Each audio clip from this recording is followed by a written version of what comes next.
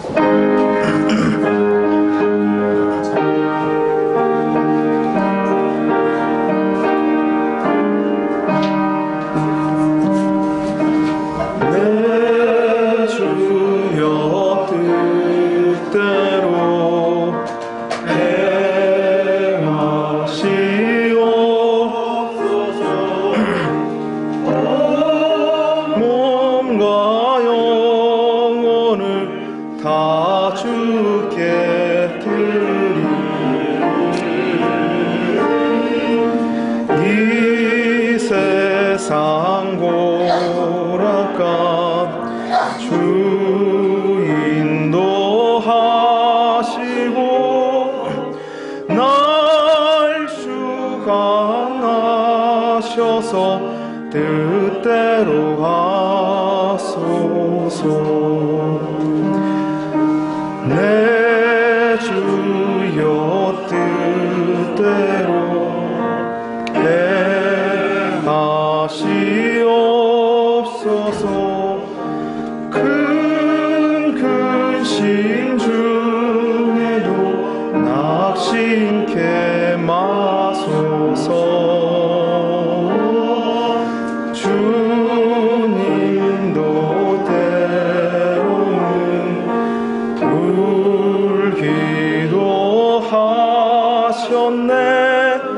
날 주관하셔서 뜻대로 하소서. 내 주여 뜻대로 행하시옵소서. 내 모든 일들을 다 주께 맡기고 저 천성 향하여 고요히 가리니 살든지 죽든지 뜻대로 하소서.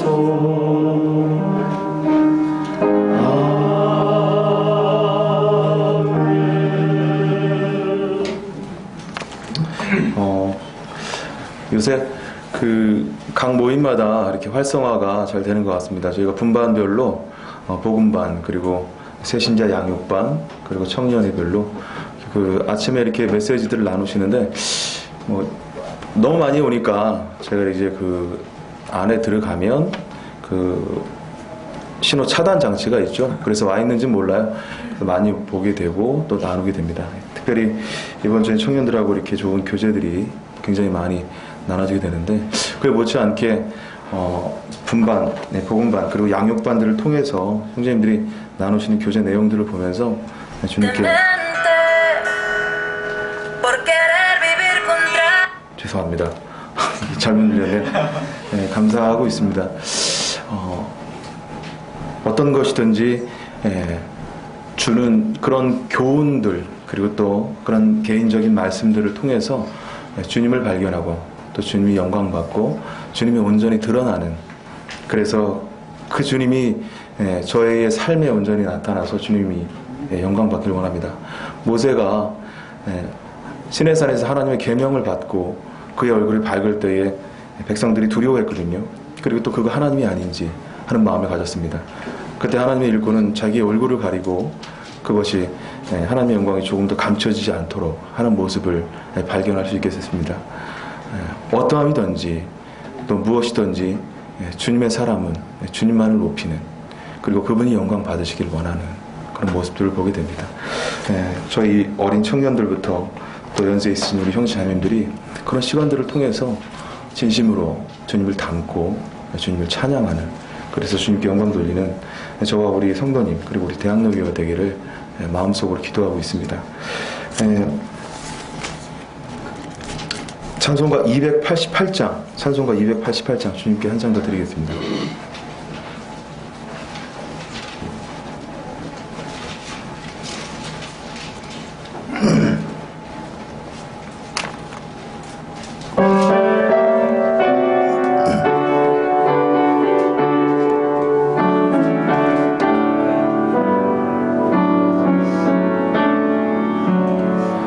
예수를 나의 구주 삼고 성령과 피로써 거듭나니 이 세상에서 내 영혼이 하늘의 영광 누리도다. 이것이 나의 간증이요 이것이 나의 찬송일세. 나 사는 동안 끊임없이 구주를 찬송하리로다.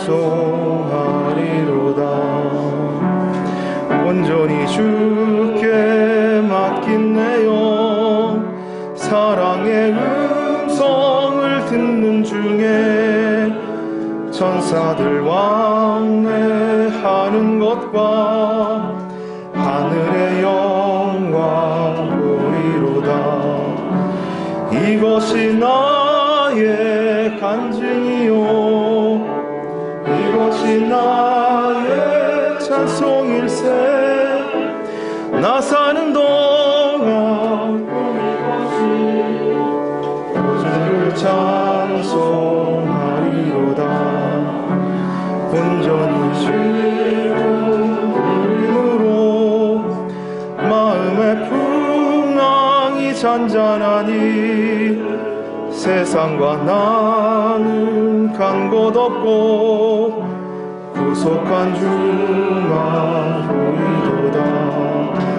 이것이 나의 간증이요 이것이 나의 찬송일세. 나 사는 동안 끊임없이 구주를 찬송하리로다.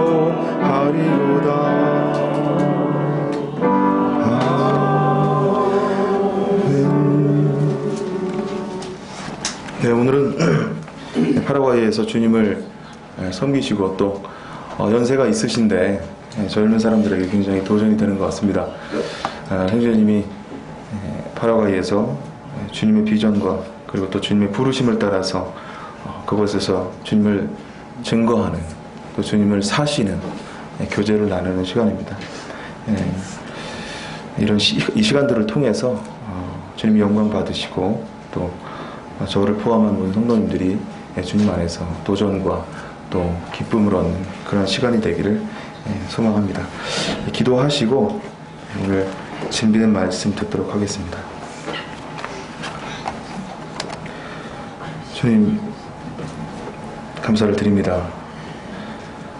내가 온 곳은 양으로 생명을 얻고 더 풍성히 얻게 되기를 원하신다고 말씀하신 주님의 말씀을 생각해 보게 됩니다. 주님, 참 주님께서 저희들로 주님의 양을 삼으시고 그리고 그리스도 안에서 풍성한 꼴을 날마다 저희에게 공급하시고 또 주님의 자녀 삼으셔서 주님 앞에 온전한 사람으로 이루어가심을 생각할 때 주님 감사를 드립니다. 때로는 저희의 삶을 볼 때에 그리고 저희의 모습들을 볼 때에 주님을 주님이라 부를 만한 참 그러한 이유 될 만한 것들이 없음을 발견하게 됩니다. 주님, 그럼에도 불구하고 주님께서 저희들을 주님의 자녀 삼으시고 참 주님의 놀라운 은혜로 주님 앞에 의롭다함을 얻고 또 주님과 함께 교제하며 또 주님의 자녀로서 또 군사로서 또 대사로서 하나님의 이름에 합당한 사람으로 온전히 이루신 은혜를 생각하며 주님께 감사를 드립니다. 주님, 그러한 사람 중에 오늘 특별히 주님이 부르셔서 파라과이에서 주님을 증거하는 형제님이 주님에 대해서 증거하는 시간입니다. 주님, 이 시간을 통해서 주님 몸된 교회에게 말씀하시고자 하는 것들을 말씀하시고 교훈하시옵소서. 그리고 저희가 이 시간을 통해서 주님의 뜻이 무엇이고 그리고 또 주님의 부르심을 어떻게 받았는지에 대해서 분명히 알고 저희들을 향한 주님의 계획에 대해서도 각자가 교훈받는 그러므로 주님이 찬양 받으시는 그러한 시간이 될 수 있도록 인도해 주시기를 원합니다. 시작하는 시간입니다. 마치는 시간까지 함께 하셔서 주님이 영광을 받으시고 저희들에게 그리스도 안에서 충만한 기쁨을 허락하여 주시옵소서. 우리 주 예수 그리스도의 이름으로 감사하며 기도를 드립니다. 아멘.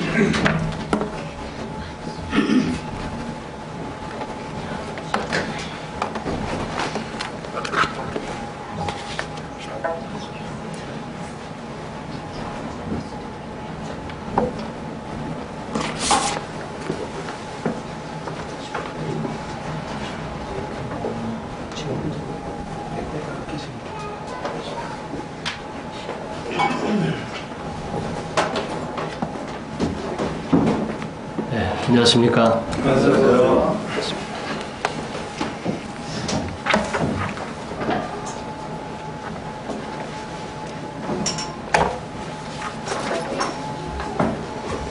한 1년 전에 제가 저녁 집회 때 불현듯 나타나서 이렇게 인사드린 적이 있는데요. 기억나시는가요? 네. 뒤에 조용히 앉아있다가 가려고 했는데 그때 이렇게 앞에서 또 인사 간증할 수 있도록 시간 주셔서 이번에는 불현듯 온 게 아니고요. 제가 이제 들어온 줄 아시고 서울에 올라오거든 언제쯤 올라오느냐 물으시더니 제가 3월 말경에 이렇게 올라올 기회가 있다고 말씀을 드렸더니 주일날이면 좋겠는데 수요일날이라도 이렇게 잠시 들려서 교제하면 좋겠다고 말씀하셔서 공식적으로 오늘은 들리게 된 겁니다. 아시는 대로 저희 가족들이 여기 대학로에서 함께 섬기고 있잖아요. 그리고 저희 어머님이 갑자기 소천하시게 됐어요. 2월 말에 전혀 예상치 못했는데 갑자기 들어오게 됐습니다. 이제 그 소식 듣고 출발을 했는데도 이제 입관식 때도 참석하지 못하고 저 때문에 이제 5일장을 장례식을 그렇게 진행할 수밖에 없었어요. 너무나 먼 곳인데 또 들어와서 보니까 이런저런 이제 일들이 있고 그래서 4월 말쯤에나 돌아가는 걸로 비행기 표를 이렇게 예약을 했습니다. 그래서 아무튼 저희 가족들을 이렇게 이곳에서 섬기는데 여러분의 염려를 끼칠 만한 이런 그 일들도 있고 하는데 기도해 주신 것 먼저 감사를 드리고요. 또 계속해서 그 연약을 좀 생각하시면서 기도해 주시기를 부탁을 드리겠습니다. 오늘 제가 저는 새로운 성경을 구입을 했어요. 아마 서울에 가면은 옛날 성경은 안 쓸 거다 그런 생각이 들어가지고 옛날엔 개역 성경을 가지고 있었는데 오늘 개역 개정판 성경을 아가페 출판사치 성경을 새로 하나 구입을 했습니다. 먼저 말씀 제가 근간에 여기 나오기 전에 주님이 주신 말씀 잠시 나누고요. 그리고 몇 가지 사진 좀 상황 설명드리면서 몇 개 보여드리고 시간을 좀 줄일 수 있을 것 같습니다. 하나님 말씀은 야고보서입니다.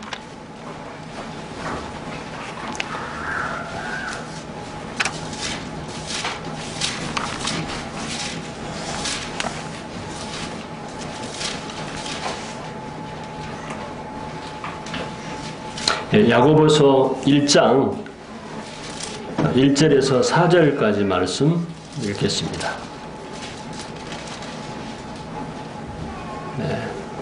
야고보서 1장 1절에서 4절까지입니다. 하나님과 주 예수 그리스도의 종 야고보는 흩어져 있는 12지파에게 문안하노라.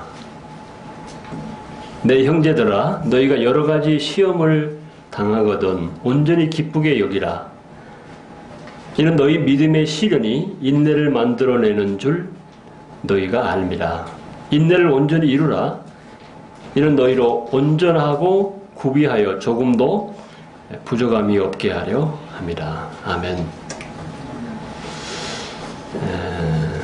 이 야고보라는 사람이 성령의 감동하심을 통해서 기록한 말씀인데요. 아시는 대로 이 야고보는 이 성경에 네 사람이 나옵니다. 야고보서를 기록한 야고보는 제가 알기로 예수님의 육신의 동생인 것으로 그렇게 알고 있습니다. 이 루터는 야고보서를 별로 좋아하지 않았다고 그래요. 여러 가지가 이유가 있을 수 있겠습니다만은 로마서는 참 좋아했는데 로마서를 읽다가 루터가 오직 의인은 믿음으로 말미암아 산다는 그 말씀에 영적인 눈이 떠져서 거듭나게 되는 그런 체험을 했기 때문에. 근데 야고보서를 보게 되면은 로마서와는 상반된 것 같은 이런 믿음으로만 구원받지 않고 뭔가 행함으로 구원받는 것 같은 그런 내용들이 거기에 있어서 이 루터는 야고보서를 이 의로운 지푸라기 같은 서신서다 이렇게까지 표현을 했대요.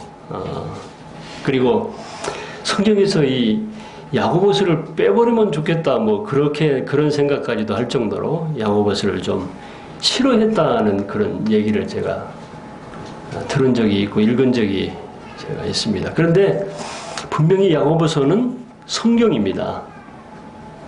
야고보라는 사람의 사적인 개인적인 사상이 아니거든요. 만약에 야고보서가 없었다면 어땠을까라는 생각을 만약에 해보게 되면 저는 여러 가지 생각 중에서 특별히 거짓 신자들이 엄청나게 지금보다 훨씬 많이 있었을 것이다. 이런 생각을 해보게 되고요. 저는 이 특별히 야고보서 말씀을 읽다가 그렇다고 특별히 제가 야고보서를 좋아하는 건 아닙니다만은 모든 성경이 다 성령의 감동하심을 통해서 기록된 성경이기 때문에 그런데 야고보서 말씀을 읽다가 제가 인생의 중대한 결정을 하게 되는 그런 능력의 말씀이 이 야고보서 안에 있었거든요. 야고보서 4장에 보면은 너희 생명이 무엇이냐 잠깐 보이다가 없어지는 안개라고 하는 이런 말씀을 읽는 중에 충격을 제가 이미 알고 있는 바이지만 충격을 받게 되고 그렇다. 우리 생명이 마치 잠시 있다가 없어질 안개와 같은 것인데 그 짧은 그리고 그 생명을 정말 주와 복음을 위해서 살겠다고 늘 마음속에 다짐해 오던 그런 가치관을 가지고 살아오던 이런 가운데 언제냐는 것이었습니다. 언제?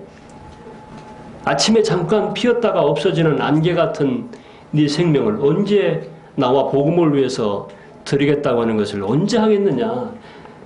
제가 30살이 되었을 때 그 말씀을 무릎을 꿇고 보는 중에 제가 엎드리게 됐어요. 그래서 그렇구나. 정말 늘 그런 마음을 모든 사람들이 다 가질 수 있겠습니다만은 언제냐는 것이에요. 그러면서 그 말씀을 통해서 제가 이제 하나님 앞에 정말 주님과 복음 전하는 일을 위해서 살겠다고 하는 이런 고백을 하는 가운데서 1년 후에 31살에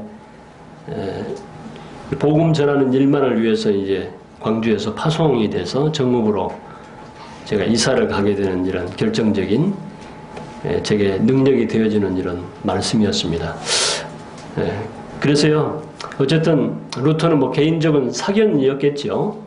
야고보서를 그런 시각에서 바라보았다고 하는데 오늘 야고보서를 이렇게 제가 나오기 전에 받은 말씀이라서 잠시 나누고 하자는 마음을 갖습니다. 여기 2절에 보면은 내 형제들아 너희가 여러 가지 시험을 당하거든 온전히 기쁘게 여기라고 권면하고 있습니다. 그리고 이 1절에도 하나님과 주 예수 그리스도의 종이다 그랬어요. 야고보는 아까 말씀을 드린 대로 사적인 어떤 만약에 편지라고 한다면은 이것이 성경이 아니라고 한다면은 야고보는 예수님의 동생이라고 하는 나름대로의 그런 자부심을 갖고 살았을지도 모르죠. 그런데 분명히 여기서 주 예수 그리스도의 종이라고 자기를 소개하고 있습니다. 조금 의미 없는 얘기인지 모르겠습니다. 그래서 어떤 성경에 비교해 볼 때 더 비하시킬 만한 이런 성경이 아니라고 하는 것입니다. 분명히 성령의 감동하심을 통해서 기록된 말씀이라고 하는 것입니다. 내 형제들아, 여러 가지 시험을 당하거든 온전히 기쁘게 여기라고 말씀을 하셨네요. 형제들은 거듭난 이런 그리스도인들을 지칭하는 이런 호칭입니다.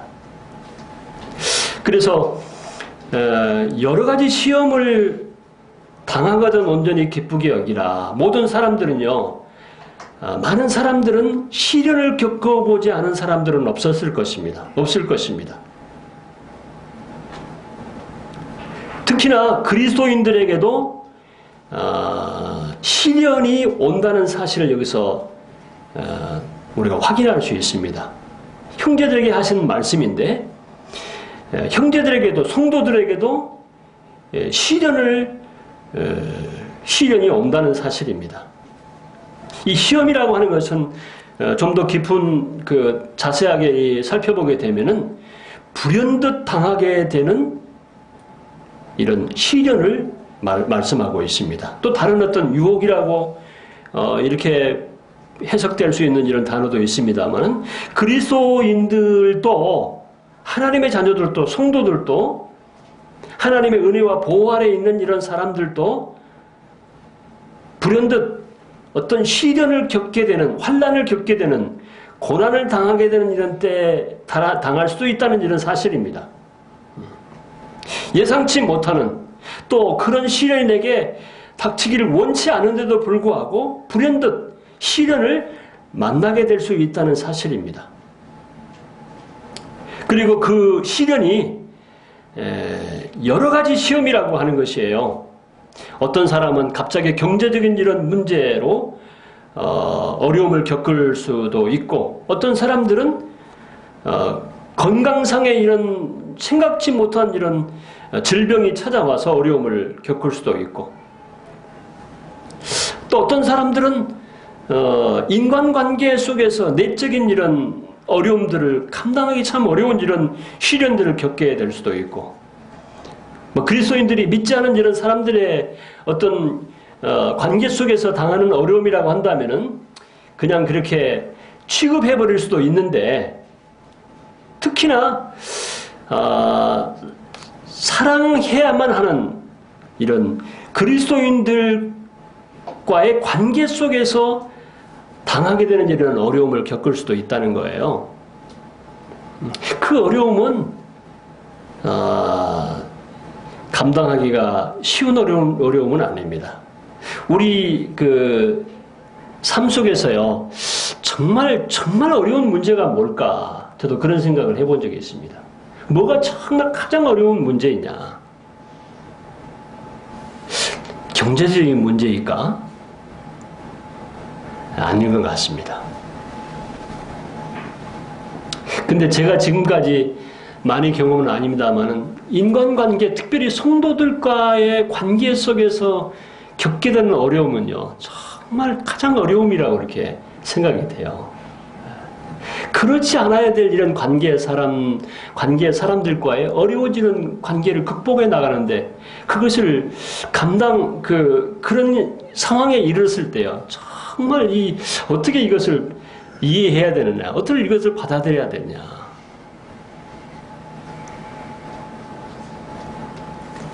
그래서 어떤 분들은 그런 문제로 인해서 심히 실족하기도 하고 감당이 어려워서 잠시 주님을 떠나기도 하고 물론 이 생사 문제가 걸려있을 때도 무지 어렵겠죠. 일상적인 이런 건강에 조금 어려움이 오는 것보다도요 이제는 어떤 사형 선고를 받을 만한 이런 육체의 문제를 만나게 되면 감당하기 쉽지 않겠죠. 근데 제가 겪기로는 저는 그런 문제를 아직 제가 체험해보지 못했는데 그리스도인들 간에 겪게 되는 관계 속에서 어려움은요, 정말 너무너무 괴로운 일이었습니다. 하여튼간에 그리스도인들도 여러 가지 시련을 겪게 된다는 사실입니다.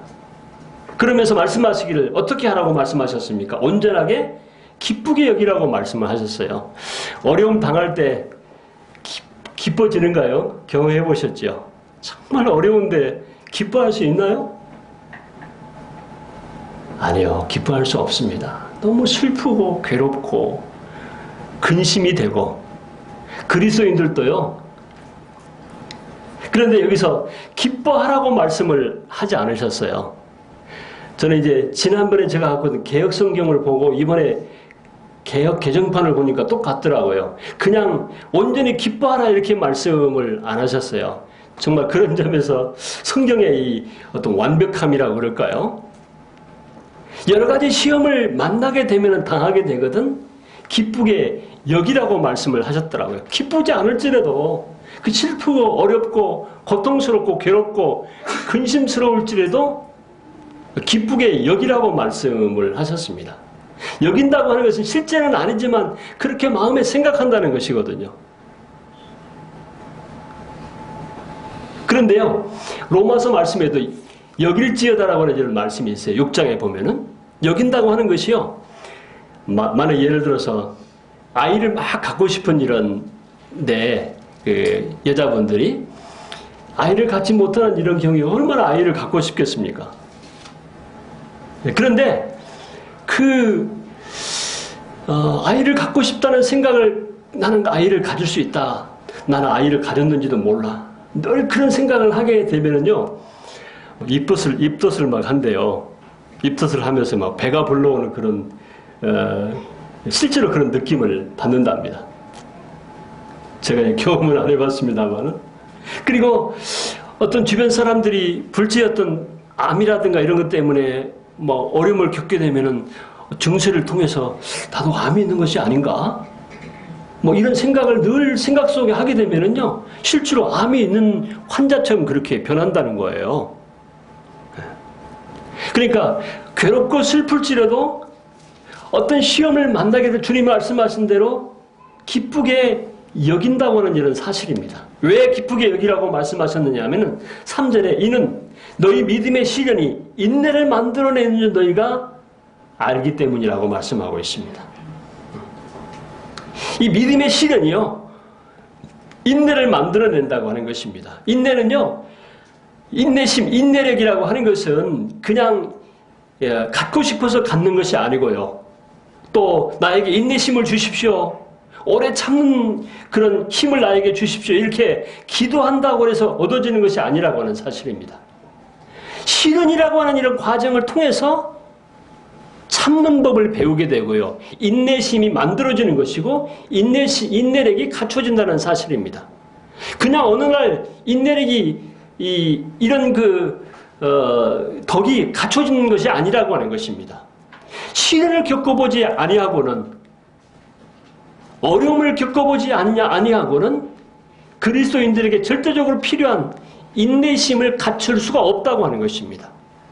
오래 참지를 못한다는 거예요. 우리 신앙생활에 주님을 기다리는 것도요, 사실은 인내가 필요한 것입니다. 마치 농사를 짓는 야고보서 말씀대로 결실을 기대하면서 이른 비와 늦은 비를 기다린다고 말씀을 하셨거든요. 우리가 어떤 것을 또 소원하고 나서도요, 그것이 임하기를, 그것이 이루어지기를 계속해서 기다리는 것 아니겠습니까? 주님의 강림하심도 그렇습니다. 저는요, 2000년을 넘기지 않을 줄 알았어요. 아무리 늦어도 2000년은 넘기지 않을 거다. 2000년은 제 개인적으로 그렇습니다.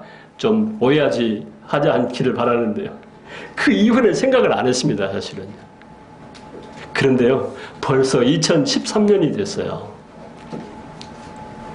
그러니까 이것도요, 이 주님을 기다리는 것도 뭐냐면은 이 믿음의 인내가 필요하다는 것입니다. 기다림이라고 하는 것. 시간이 별로 그냥 좋은 시간 때는 시간이 막 금방금방 가는데 어떤 사람을 기다리고 약속을 했는데 그 시간에 도착 안 하면 어떻습니까? 그 시간이 얼마나 지루한지 몰라요. 기다리는 그 시간들이. 그렇죠. 오늘 김영재 님도 6시 6시쯤이나 이렇게 도착할 걸로 아셨는데 제가 이렇게 강남 쪽에 이렇게 가다 보니 강둑을 가다 보니까요 6시 4분이 됐더라고요. 얼른 전화를 드렸어요. 지금 가고 있는 참인데 6시가 좀 넘어갈 것 같습니다. 근데 중간에 또 전화를 하셨더라고요. 어디쯤 오고 있는지, 몇 시에 도착하려는지. 아마 집회 시간도 이제 다가오니까 그런 생각을. 그렇습니다. 불과요. 제가 여기 한 30분 좀 못 돼서 도착을 했는데, 그 한 20분이라는 그 시간이요. 평소에는 금방 가버리는데, 기다리니까 그 지루하게 느껴지고, 뭐, 이렇게 이런 생각이 드는 건 아니겠어요. 같은 시간이라 할지라도. 어쨌든 주님을 기다리는 것도 우리들이요. 이것은 뭐 몇 분을 기다리는 것이 아니고 몇 년을 기다리는 것이거든요. 그 소망도요, 기다림이라고 필요하다고 하는 것입니다. 그래서 이 인내라고 하는 것은 만들어지는 것이라고 합니다. 기도를 통해서 얻어지는 게 아니에요.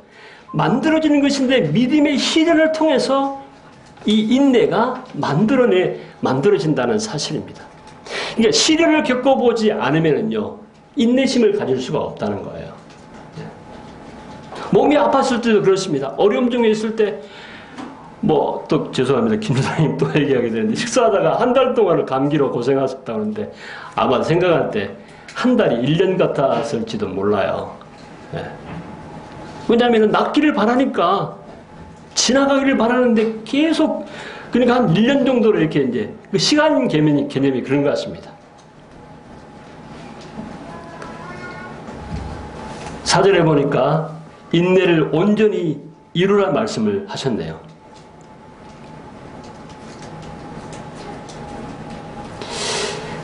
그 이유는 너희로 온전하고 구비하여 조금도 부족함이 없게 하려 함이니라 그랬습니다. 사도 바울은요, 그의 생애가 시련의 연속이었습니다. 우리가 잘못하면은요, 어떤 어려움을 겪게 되는 이런 성도들이 왜 신실하게 주님을 섬기는데 그런 어려움이 그에게 임하는가? 어린 성도들은요, 혹시 우리가 알지 못하는 무슨 하나님의 징계를 받을 만한 것이 그분에게 있는 것이 아닌가? 이렇게 오해할 수도 있어요. 그런 측면에서 보면 사도 바울은 얼마나 문제가 많은 사람이었을까요? 늘 그 생애 전체가 시련이었으니까, 어려움이었으니까, 육체적으로도 감당치 못할 이런 가시를 가지고 있었으며, 그가 외인들로부터, 유태인들로부터, 믿음의 형제들로부터 당하는 이런 어려움들이 말할 수 없었거든요. 또 모세는 어떻습니까? 하나님께서 오히려 모세를 이스라엘 백성들의 구원자로 그를 불러서 쓰시기 위해서 40년이나 그 어려움 가운데 집어넣으셨습니다. 욥은 어떻습니까? 욥은 의로운 사람인데 하나님께서 그 욥에게 뜻이 있어서 그 시련을 허락하신 것입니다. 성경에 나오지 않은 이런 인물들도요, 나중에 보게 되면은, 칼빈이라든가 이런 사람들의 생애를 보게 되면은요, 그들도 많은 어려움들이 있었습니다. 루터도 마찬가지죠. 켈빈은 정말 육체의 연약함이 있어서 그의 평생에 그 병으로 항상 고통하는 이런 삶을 살았다는 그런 책을 제가 읽어본 적이 있습니다. 왜 그런 신실한 그리스도인들이 그런 어려움을 겪느냐고 하는 것입니다. 그런 환난을 왜 겪느냐고 하는 것입니다. 바울사도는 고린도후서 1장에서 그런 고백을 하고 있습니다. 아시아에서 당한 자기의 환난을 여러분들이 모르기를 원치 않는다. 두 가지를 말하고 있는데, 한 가지는 뭐냐면은 자기가 산 소망까지 끊어져 버리는 그런 지경에까지 이르렀는데, 그 이유는 하나님께서 바울 자신을 의뢰하지 말고 하나님만 의뢰하게 하기 위해서 그런 아시아에서 환난을 허락하셨다고 이렇게 고백하고 있습니다. 여러분, 시련을 겪게 되면은요, 어떤 자연스러운 성령 안에서 현상이 나타나게 됩니까? 하나님께 기도하게 되고 하나님을 의지하게 됩니다. 우리가 평소에 삶 속에서요, 하나님을 의지하면서 사는 것 같지만 사실 그러지 못할 때가 많습니다. 하나님을 믿고 사는 것 같지만은요, 실제로 그렇게 살지 못할 때가 많이 있습니다. 자기 의지대로 살아가고요, 주님을 의지한다고 하면서도 실제로 우리 자신에게 믿음이 없는 것을 발견하게 돼요. 어떠신가요? 그렇지 않는가요? 그런데 바울은 정말 이 죽음의 문턱까지 갔을 때, 이제는 살 소망까지 끊어졌다는 이런 지경까지 갔을 때 그는 자기를 의뢰할 수가 없습니다. 자기 자신을 어떻게 자기가 구원할 수 있습니까? 누가 어떤 사람이 바울을 그 죽음에서 건져줄 수 있습니까? 생명 문제 하나님만이 해결할 수 있는 이런 분이신데, 그때 하나님이 바울을 그런 극적인 상황에서 건져주셨어요. 체험했거든요. 그때 바울은요, 아무도 의지할 수 없기 때문에 하나님만 온전히 의지할 수밖에 없었다는 그런 고백인 것입니다. 바울은 경험을 한 거예요. 우리가 정말 생사 문제에 딱 걸리게 되면은요, 누가 그렇게 하나님을 의지하지 말라고 할지라도 하나님을 의지하게 됩니다, 우리 스스로. 그 문제를 누구도 해결해 줄 수 있는 문제가 아니거든요. 하나님의 생사에 화복을 주장하시는, 생사를 주장하시는 분이기 때문에 하나님만 온전히 의지할 수밖에 없는 거예요. 제가 파라과이에서 인디오 지금 사역을 어쨌든 간에 계획이 없었는데도 한 6개월 지금 이제 시작을 해가지고 진행 중에 있는데, 두 군데 부족마을을 이제 방문하게 되거든요. 한 군데는 매주 금요일 날 방문을 하고, 한 부족마을은 한 4시간 정도, 비포장 3시간, 포장도로 1시간, 그래서 왕복 8시간을 이제 갔다 와야 될 밀림 속에 있는 부족마을인데, 그 부족마을을 들어갔다가 이제 아침에 일찍 들어갔다가 오전에 2시간 말씀 전하고, 오후에 식사 이제 준비해가지고 빵 같은 거 준비해가지고 나눠주고, 오후에 에스파니아 공부를 이제 제 딴에 죄송합니다. 제가 이제 알파벳도를 가르쳐주고 이제 그렇게 이제 와요. 3시가 되면 출발해 오는데, 그 인디오들은요, 실제로 자기 과라니족들인데 부족말을 하는데도 에스파니아를 몰라요. 성경을 읽힐 수가 없습니다. 그래서 어떻게 이 사람들에게 성경을 읽히려면은 제가 잘 모르는 에스파니아를 가르쳐 줘야 됩니다. 제가 배운 만큼. 그런데, 그 이제 부족마을, 뿌이색 깔타라고 하는 이런 마을인데요. 집사람이 한 30분 정도, 1시간 정도 됐을까 전화가 온 거예요. 아니, 이쪽에 우리 근처에 비가 쏟아지려고 하는데 거기 날씨가 어떠느냐. 아니, 우리 쪽은 전혀 뭐 비 올 것 같지가 않은데 괜찮다고, 들어가도 괜찮겠냐고 물어봐요. 그래서 괜찮겠다고 그래서 우리는 들어간 거예요. 근데 가는 데까지는 전혀 문제가 없었어요. 가면서 이제 집사람과 같이 들어가면서 구렁이도 만나고 이구아나도 이제 만나고 막 그래요. 그래서 가면서는 비가 오전하기 때문에 들어가는 데는 문제가 없었는데 점심 먹는 데까지도 문제가 없었어요. 라면 끓이는 거 가르쳐주고 라면 한 박스 이제 주고 이렇게 끓여 먹으라고 하고 이제, 그리고 오후에 알파벳도 에스파니얼 조금 가르쳐주고 나오려고 하는데 그때 이제 구름이 이렇게 서서히 피어오르더라고요. 비구름이. 그래서 빨리 어떻게 4시간을 가다가 비를 안 맞아야 할 텐데, 안 만나야 할 텐데, 오다가 비가 쏟아지는 것이었어요. 근데 제 통역해주는 강성현 선교사라고 그분하고 저하고 이제 단둘이 다니는데, 기도합시다라고 이렇게 하지도 않았어요. 그리고 뭐, 우리 기도해야 되겠습니다, 이렇게 말한 적도 없고, 그런데 내 마음속에서 하나님 앞에 그냥 간절한 마음이 생기는 거예요. 해가 지기 전에 만약에 빠져나가야 할 텐데, 빠져나가지 못하면 어떻게 할까? 차는 이제 20 정도의 자전거 정도 가는 그 속도로 갈 수밖에 없는 이런 상황이고, 빠져가지고 저는 이제 그 뒤에서 밀고 강성교사는 앞에서 이제 운전을 하고 이제 나오는데, 그때는 이제 빵도 다 나눠줘 버렸고 만약에 거기서 이제 그 차량을 움직이지 못하게 되면은 하룻밤도 지내고 비가 그쳐서 땅이 마를 때까지 이제 기다렸다 와야 되는 거예요. 움직일 수가 없어요, 차가. 그 봉고 밴을 가지고 가는데요. 스타렉스.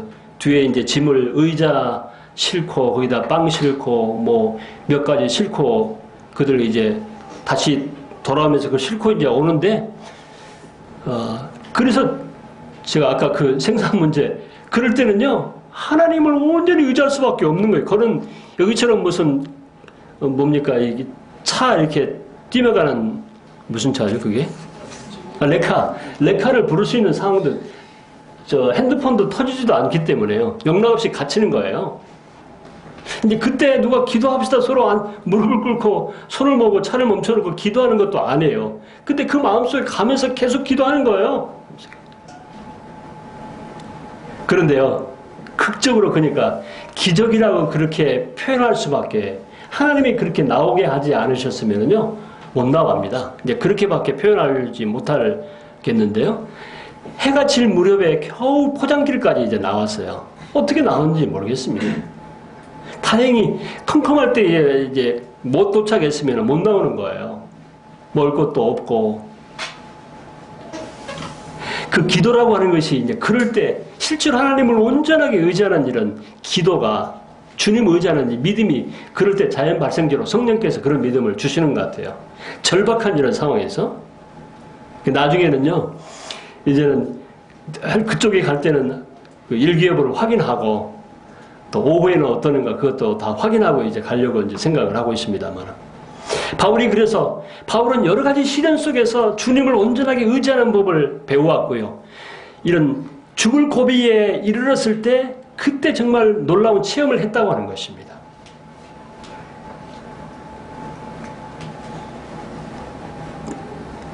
그리고 여러분들 아시는 대로 바울이 불치의 병을 갖게 됐잖아요.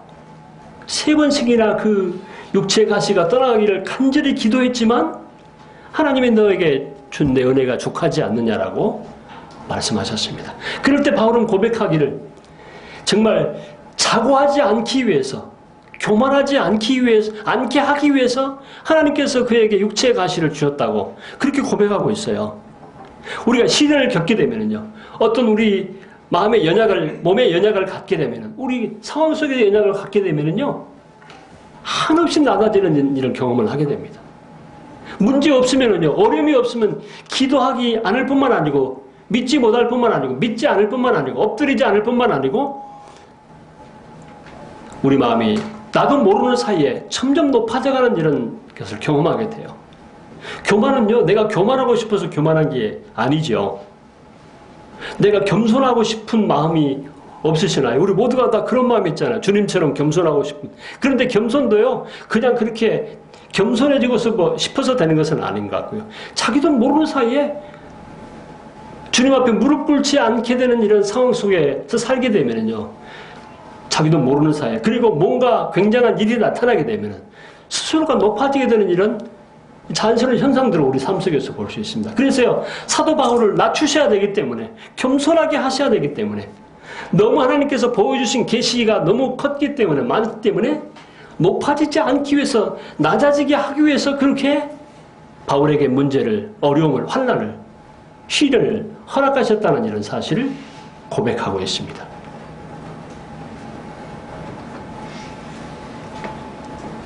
성숙해진다고 하는 것이 한마디로 말해서 그리스도인으로 주님에게까지 성숙해지는 것은요, 환난이나 고난이나 어려움을 겪지 않고는, 어떤 경험하지 않고는, 이론을, 성경을요 지적으로 많이 알 수 있습니다.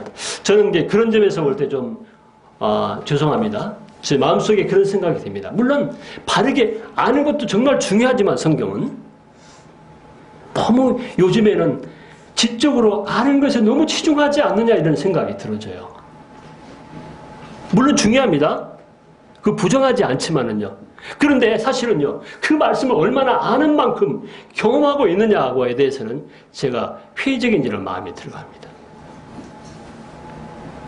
갈수록요, 사람들이 아는데 욕구는 강한데요. 그리고 늘 가르쳐주고 성경을 보는 수준은 굉장히 높아하는데 실제로 신앙의 문제는 그렇지 않다는 것입니다. 성숙한 사람이라고 지적으로 성경을 많이 안다고 해서 성숙한 사람은 사람이라고 말할 수는 없지 않습니까? 성숙한 사람은 그만큼 그리스도를, 예수님을, 우리 주님을 닮아 있는 사람인데요. 아는 것도 정말 중요합니다만, 더 많이 아는 것도 중요합니다만, 그런데 이 말씀을 깨달은 만큼 순종해 가고 주님을 아는 만큼 믿고 의지하고 주님의 인격을 그렇게 갖춰가는 이런 성숙한 그리스도인은 실제로 강단에서라든가 교탁에서 되어지는 것은 아니라고 하는 것입니다. 주님이요, 때로는 그런 경험을 하기도 합니다. 제가 말씀을 전하고 이렇게 교제하고 나면은요, 주님이 저를 시험하시는 것 같아요. 테스트하는 것 같아요. 그 주에 영락없이 그에 관계된 이런 사건이 벌어지거든요. 그래가지고 제가 제 자신에 대해서 경험하면서요, 이야, 하나님은 정말 틀림없는 하나님이시다. 왜 이렇게 정확하게 말씀하시는지. 네가 그렇게 지난주에 말씀을 전했는데 너의 삶 속에서 그 말씀이 경험했느냐 하는 거예요. 실제로 그 주에 경험하게 하시는 하나님을 제가 발견하게 됩니다. 그래서 말을 함부로 못하게 돼요. 제가 경험한 것 그 이상을 말하지 못하게 하나님 만드시더라고요. 경험한 만큼 아는 것을 전하는 것은요, 얼마든지 할 수 있어요. 만약에 기도에 대해서 우리가 어떤 박사학위를 받을 만큼 기도에 대해서 논문을 쓸 수 있습니다. 말할 수 있어요. 책을 쓸 수도 있어요. 그런데요, 실제로 기도의 사람이 되는 것은 그 아는 거 알아가지고 어떤 학위를 받을 만큼 지식적으로 알아가지고 실제로 기도의 사람이 될 수는 없는 것이거든요. 능력의 사람은 될 수 없다고 하는 것입니다. 모든 것이 다 그런 것 같아요. 사람도 마찬가지입니다. 선교도 마찬가지고 전도도 마찬가지고. 어떤 경우에는요, 물론 그렇습니다. 전도의 방법이라든가 이런 것에 대해서 들을 때 우리가 공감을 많이 하게 됩니다. 그런데요, 제 마음속에는 어떤 생각이 들어가냐면은, 전도는, 죄송합니다, 다 덮고요. 그냥 다 덮고, 전도가 이런 것이고, 전도는 이렇게 하는 것이고, 일단 다 덮고요. 한마디로 제가 제 마음속에 생각이 드는 것은요, 그냥 전도하는 것이다.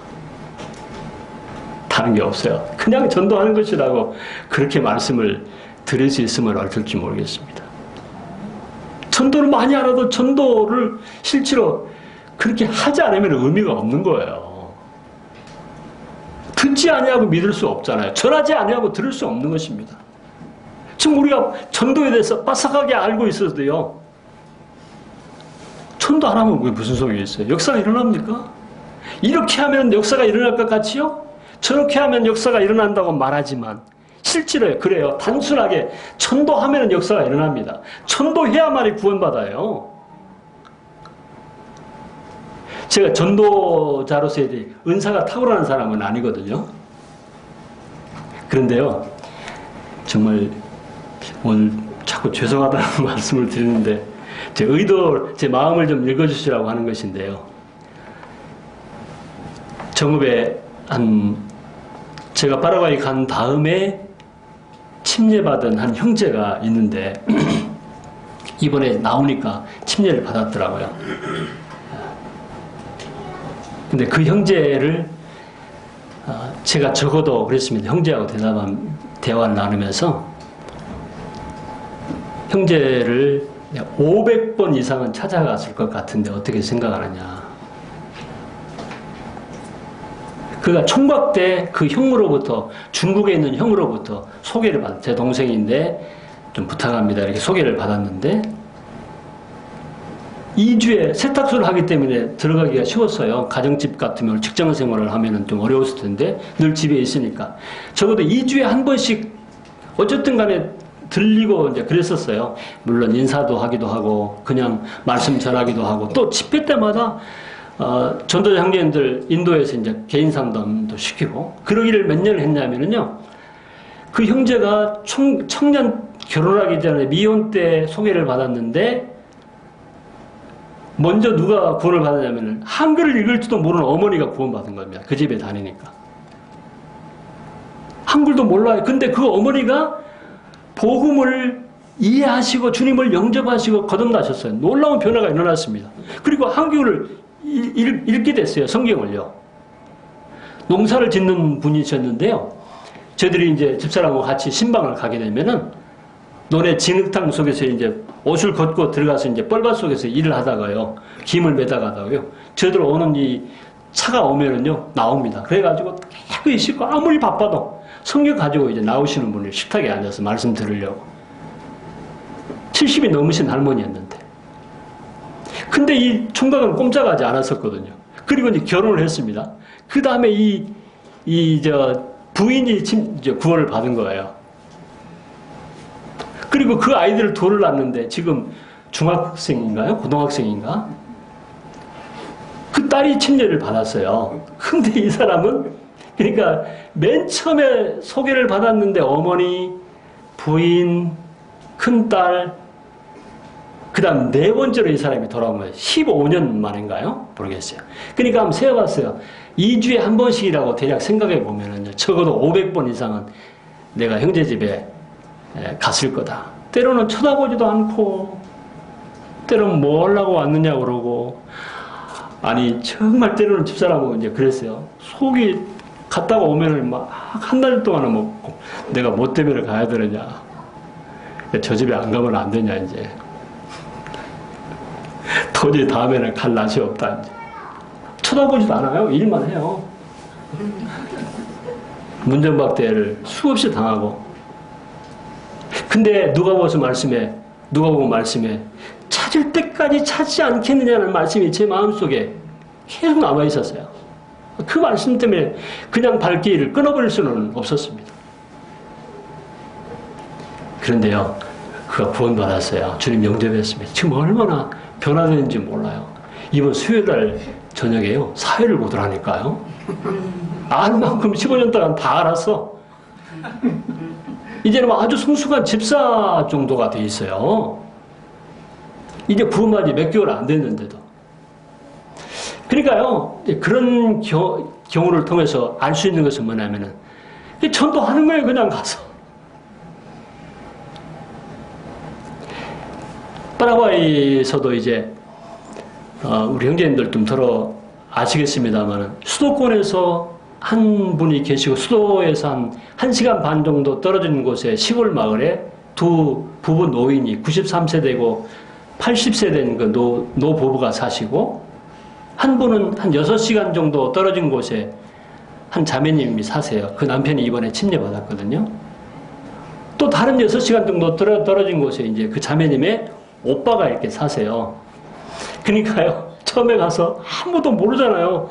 단순히 아는 그분들 이렇게 찾아가는 겁니다. 6시간 버스 타고 갔다가 상황이 안 되면 우리 이제 차 끌고 갔다가 또 6시간을 또 다른 도시로 옮겨져요. 거기서 하룻밤 자고 성경 공부 1시간 하고 그냥 주님 의지하고 요한복음 1장부터 계속 공부하는 거예요. 그냥 다른 거 없어요. 계속 공부해 나가는 것입니다. 그런데요, 요한복음을 마치지 않아가지고 거듭나더라고요. 또 가서 다른 6시간 가는 곳에 가서 또 성경 공부하고 하룻밤 자고, 한 형제는 그 도시에는 셰퍼드 라이프를 가지고 이제 양육하려고 2시간 갔고, 한 군데 가서 2시간 저녁에 하고 자고 또 아침에 1시간 하고 또 출발해서 그렇게 이제 돌아오게 되면은 집에 이제 돌아오고 그러거든요. 근데 그곳에서 그렇게 다니는 가운데서요, 한 1년이 넘었는데 한 군데서 두 분이 이제 이번에 형제들이 침례를 받았어요. 김춘호 형제하고 우리 자매님의 남편인 우리 박승효 형제와 이번에 침례를 받았거든요.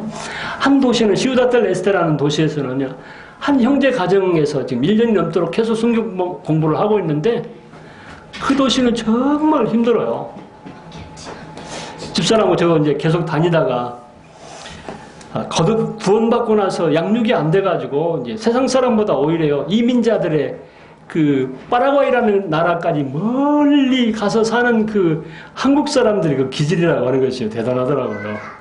가까운 데도 아니고 가장 먼 나라거든요. 왜 파라과이까지 와서 그들이 살게 됐는가 잘 모르겠어요.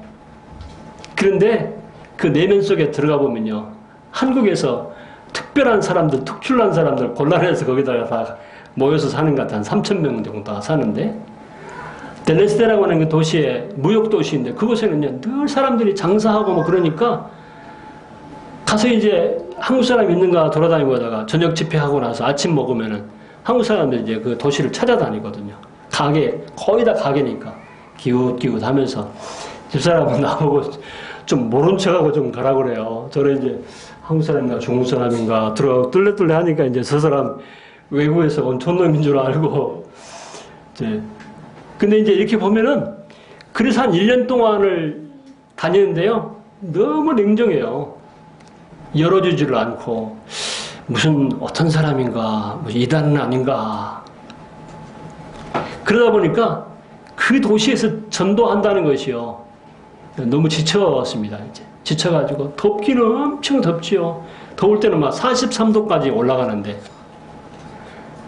한 번 이제 저희 사람 거기를 지금은 따라가지를 못해요. 너무 지치니까.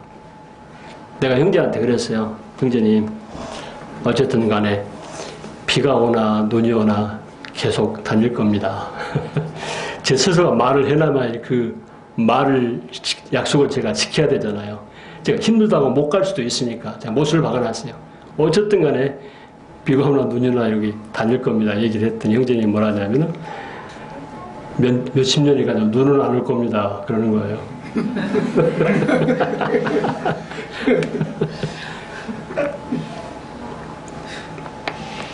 그래서 그것은 이제 사실 막 무작정보다도요, 형제한테 그랬습니다. 제가 1년 넘도록 왔는데 사실 지친다, 마음이. 몸도 지치고 마음도 지치는데 전도 대상을 한국인에게서 이제는 원주민들에게 좀 돌렸으면 어떻겠느냐. 파라과이 사람이든지 아니면 인디오들인지.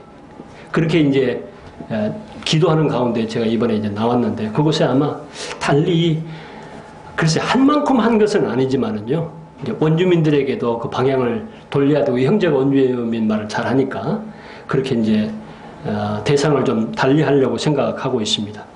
지금 한국인들을 대상으로 하는 4군데에서 성경 공부안이 진행이 되고 있어요. 하나는 꼬이카, 여기서 한국국제평화봉사단이라고 혹시 들어보셨는지 모르겠어요. 영어식으로는 코이카고 에스파뇰어로는 이제 꼬이카인데요. 꼬이카 단원들이 한 80명이 와 있는데, 꼬이카 단원들을 중심으로 또 성경 공부안이 시작이 돼 있거든요. 아마 거기 엘리트들이 뭐 카이스트라든가 의사들이라든가 서울대 출신들이 군대를 대신해서 오는 사람들이 많아요. 지금도 성공반에 학교 교사 한 사람하고 서울 농대 다니는 청년 한 사람이 이제 좀 참석하고 있는데 많이 좋아졌어요. 그리고 한 사람은 시인도 하고, 하나는 지금 성남에 사는데 이번에 나왔습니다. 끝나고 나왔는데 성남 쪽에 교회하고 연결시켜 주려고 지금 생각하고 있습니다. 주님이 어쨌든 간에 뭐 고이카가 됐든 원주민이 됐든 인디오가 됐든 한국 사람이 됐든 어쨌든요, 방법은 여러 가지가 물론 있을 수도 있는데 전도하다 보면은 배우게 되는 것 같아요. 파라과이 사람들이 어떻게 전도해야 한다고 제가 연구할 뭐 이렇게 하지도 못하고요. 그냥 하다 보니까 인디오 선교를 어떻게 생각이나 하겠어요. 파라과이 사람들도 지금 내가 에스파뇰어도 잘 안 되는데 생각할 수도 없거든요. 그런데 그러니까 모든 것들이 다 하나하나요, 하나님이 그렇게 허락하시는 일에 하나님께서, 주님께서 그 일을 다 인도하시는 것.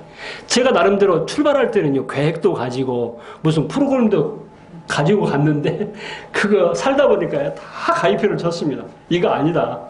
그냥 막 아무것도 없이 그냥 주님이 인도하시는데 그야말로 조금 다른 말은 되는 대로 그냥 해야지 뭘 계획을 세우고 이렇게 없다니까요. 할 수가 없어요. 그게 다 접어버렸습니다. 그리고 기도함으로 주님이 인도하신 대로 하고 있는데,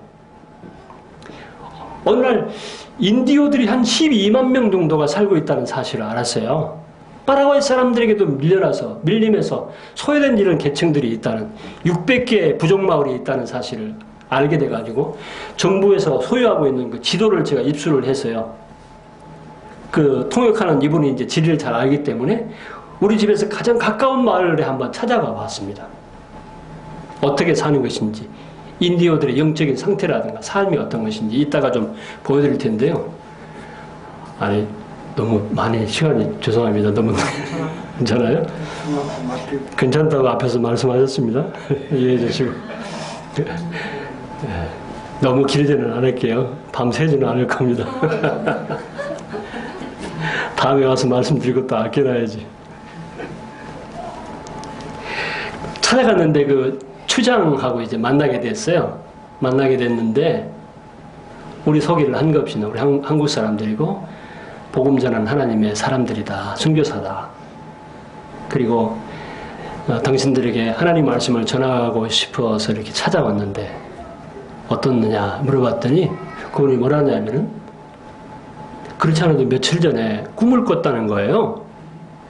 꿈을 꿨는데 하나님이 너희 부족을 내가 축복하겠다는 그런 꿈을 꿨다는 것입니다. 그리고 며칠 후인데 저희들을 만나게 됐다는 거예요. 그것이 이제 그 얘기를 딱 들었을 때 좀 놀랍잖아요. 우리는 이제 인디오를 처음 만나는 것이고 어떻게 사는가 좀 잠시 보러 갔다가 만나서 통역을 통해서 이야기를 하는데 그렇게 이제 대답을 하니까. 그런데 나는 그런 이제 꿈을 꿨는데요. 부족들 회의를 열어가지고 부족들이 다 찬성한다면은 우리한테 와서 보고 하나님 말씀을 전해 주십시오라고 얘기를 하는 것이었습니다. 그래서 기다리겠다고 했어요. 전화번호를 알려주고 왔는데 연락이 왔습니다. 부족들이 다 환영했다는 거예요. 금요일 날 언제쯤 들어오겠습니까? 우리가 다른 때는 이제 다른 순회하고 있기 때문에 금요일 날 저녁에 시간이 나서 금요일 날 저녁에 들어가겠습니다. 그렇게 시작한 지가 한 6개월을 좀 넘어갔거든요. 계속 주마다 제가 나온 뒤로 지금 2주가 집회를 못했대요. 제가 통역하는 이분이 감당해주고 같이 간 청년이 감당해주고 또 원주민 형제 부부가 지금 주일학생들을 감당해주고 있는데 사정들이 생겨서 지난주하고 이번 주하고 못했다는 얘기를 들었습니다. 전 좀 안타까운 마음이 있는데 그렇지만 어떻게 그들에게 복음을 전해드릴 수 있는 게 캄캄하잖아요 이제. 근데 프로젝트를 저희들이 갖고 갔어요. 거기 갈 때요. 노트북 이거 가지고 가고 그래가지고 제가 복음을 아주 간단하게 성경 말씀과 아울러서 한 대지를 한 3개, 4개 정도 잡아가지고 강성교사한테 이렇게 메일을 보내줍니다. 그럼 그분이 에스파니얼로 이렇게 번역을 해가지고 보내줘요. 그거 가지고 제가 연습을 막 합니다. 이제. 연습을 해가지고 연습을 해도 되겠어요. 내 딸에는 좀 잘할 수 있을 거라는 어떤 나름대로 의욕을 가지고 이제 갑니다. 빵 한 130명, 애들이 한 70, 80명 정도 참석을 해요. 꾸준히. 성인들이 한 3, 40, 많이 참석한 비 온 날은 한 4, 50명 정도 참석하거든요. 또 놀라운 것은 뭐냐면은 이분들이 올 때 그냥 오지를 않아요. 목욕하고 온 사람도 있고 머리를 감고 온 사람도 있고 제가 놀랐어요. 이 사람이 근본적으로 하나님을 경외하는 이런 마음이 있더라고요. 학교에서 이제 복음을 교실에서 전하고 아이들은 어떤 그 회관 같은 데서 전하는데 그렇게 해서 이제 프로젝트로 보여주고 읽어주고 또 이렇게 해주면은 그 한국말로 에스파니얼로 혹은 이제 그 부족말로 이렇게 통역해서 이제 말씀을 전하는 거예요. 어떻게 전하는지 잘 모르겠어요. 중요한 건 통역하는 이 추장이 통역을 해주고 있는데 펠릭스라고요. 행복이라는 그런 이름을 가지고 있는 사람인데 이 사람이 통역을 이렇게 해주는 것이거든요. 그리고 아예 처음에 갈 때 얘기를 했어요. 우리는 사실 경제적으로 그렇게 부한 사람이 아니다. 그 사람들이 보기는 어떤지 모르겠습니다만 차를 가지고 왔으니 왜 경제적으로 부한 사람들 아닙니까? 그 사람들은 아무것도 없는데. 그리고 실제로 그렇게 여러분들을 도울 목적이 없습니다. 순수하게 하나님 말씀을 전하려고 한다고 얘기를 못을 박았어요. 그랬더니 나중에 오면서 뭐라냐면 이분이요. 그 말에 상당히 호감을 가졌다는 거예요. 말해주는 것처럼 그렇게 막 자기들을 입에 바른 말로 호리는 그런 말이 아니었다는 거예요. 우리는 순수하게 하나님 말씀만 전해주겠다는 말이 자기들한테 뭔가 의미 있게 들려졌다고 그렇게 얘기를 하더라고요. 근데 사실 이제 가보면은 도울 일이 너무너무 많아요. 그리고 내 마음속에 늘 다짐을 하고 있습니다. 현금으로는 지원하지 않겠다는 거예요. 그래서 지금 어떻게 그들을 도울 것인가를 생각하면서 놀고 있는 땅이 한 헥타르 정도가 있어요. 100m, 100m 정도 되는데 그것을 농장을 만들어 가지고 농사를 짓게해서 그 스스로 수고해서 수입을 얻게 해야 되겠다라는 그런 마음을 갖고 마음에 갖고 준비하고 있었는데 마침 한국에서 파송된 꽃비아라고 하는 이런 농촌진흥청에서 농업기술을 전수해주기 위해서 간 한국인들이 또 있어요. 그 양소장님을 제가 이제 알게 돼가지고 서로 이제 교제하고 있는데 주일날 오후에 참석해서 복음도 전하고 있고요. 퇴직하고 나서 꽃비아에 자원해가지고 이제 농학 박사인데요. 그 부부가 와서 지금 봉사 겸 국가 공무원으로 와 있는 거예요. 근데 그분들하고 그런 말씀을 드렸더니 우리 돕겠다는 거예요. 어떻게 도와주겠느냐. 종자를 제공해 주겠다는 것입니다. 그리고 필요하면 화학비를 제공해 주겠다. 그리고 토지를 좀 이렇게 검사해 가지고 어떤 농작물이 적합한지를 좀. 그래서 땅 떠가지고 다 이제 조사 단계에 있거든요. 또 그렇게 주님이 도우시더라고요. 또 이 사람들이 이제 우리는 공식적인 어떤 선교단체라든가 이런 게 아직 없는데도 불구하고 꽃비아는 공식단체인데 이분들이 그 관할 인디온 얄레꼼이라는 마을에 그 시청에다가 공문을 보낸 거예요. 한국인 선교사가 당신네 이 마을에 한 마을을 지원하고 돕고 있는데 뭔가 당신도 해야 될 역할이 있지 않느냐 이렇게 이제 보냈던 모양이에요. 좋다 그러면 우리도 도와야죠 그러면서 우리는 트랙터를 지원해주겠다고 이렇게 또 협력을 그렇게 왔어요. 그러니까 그 마음을 먹고 있었는데 꽃비아에서 지원해주고 시청에서 트랙터가 시청에 한 2대밖에 정도밖에 없어요. 대농들만 가지고 있지. 그러니까 소장농들이나 이런 사람들은 그냥 손으로만 다 하는 것입니다. 트랙터는 생각지도 못하는데. 그래서 저희들은 이제 밭을 일궈놓고 철조망을 쳐놓지 않으면은 짐승들이 들어가서 막 해쳐버리니까 철조망을 이제 사주고 기둥을 사주고 이제 왔거든요. 그 준비하는 단계에 제 어머니 소친 소식을 듣고 이제 들어왔는데요. 어떻게 그 양 소장님하고 좀 진행을 좀 해달라고 이제 부탁하고 왔는데, 그래서 현금으로 지원하지 않겠다는 일은 도울 게 있고요. 말은 아무것도 필요 없는 것처럼 말을 해놓거든요. 살다 보니까 이제 간접적으로 이렇게 뭘 도와달라고 이제 우리는 시내 나갔는데 돈이 없어가지고 굶고 돌아왔다는 둥, 전화세가 없어서 먹는다는 둥, 추산이 그런 얘기를 간접적으로 하는 거예요. 통역하는 강성교사를 통해서. 제가 마음을 굳게 먹어서 하나님, 제가 하나님의 부르심을 받아서 하나님의 종으로 일꾼으로 세워지면은 그때 주님의 이름으로 도울랍니다. 그런데 지금 현재로서는 제가 도울 마음이 없습니다. 도울 마음이 없다고 하는 것은 현금으로 돕지 않겠다는 거예요. 현금으로 한번 주기 시작하면은 제가 듣기로요. 이제는 어떤 문제 가운데 빠질 수도 있거든요. 오히려 돕는다는 것이 오히려 더 어려움에 봉착할 수도 있어요. 그래서 농장에서 만약에 수입이 생기게 되면은 이것을 분배를 어떻게 해야 될 것인가도 치밀하게 지금 기도하고 있습니다. 만약에 수입이 생겼는데 또 그 물질적인 문제로 서로 부족들 간의 다툼이 일어나게 되면은 또 마음속에 긍정적으로는 이 부족마을에 뭔가 수입이 생겨서 생활이 윤택해지게 되면은 다른 부족들에게 좋은 소식이 전해져서 우리 부족들에게 하나님 말씀 전해달라고 하지 않겠느냐, 뭐 이런 기대감을 가져보는 것이거든요. 그런 가운데서 만약에 그 병아리를 100마리 사가지고 우리가 다 키우면 살 테니까 이걸 키워보시오, 뭐 이런 식으로 돕는다거나 뭐 이렇게 이제 하려고 그래요. 어쨌든 현금으로 돕지는 않으려고 합니다. 그런데 이번에 그것도 이제 학교에서 저희들이 복음 전하고 있는 학교 건물에 이제 전기세를 몇 달간을 못 내가지고 전기가 끊어지게 생겼다는 독촉장이 왔다고 이제 나한테 돌려가지고 또 보여주는 거예요. 이는 어찌해야 되느냐. 우리도 이제 저녁에 집회 때 전기 쓰고 있는데. 그래서 그러면 돈이 얼마냐고 물어봐서요. 40 얼마가 나왔는데 20만 원이 있대요. 그러면 20만 원하고 그 고지서하고 이리 주십시오. 달라고 그랬어요. 그래가지고 우리들이 가서 돈 내는 데가 가보니까 이거는 여기다 낼 수 있는 문제다. 한전에 가서 다시 서류를 만들어서 회복을 시켜야 전기가 들어간다는 거예요. 그래서 이제 다 소리해가지고 이제 그 원주민 형제 데리고 가가지고 이제 해결해주고, 이제 그런 문제는 어쩔 수 없는 문제인 거가 있잖아요.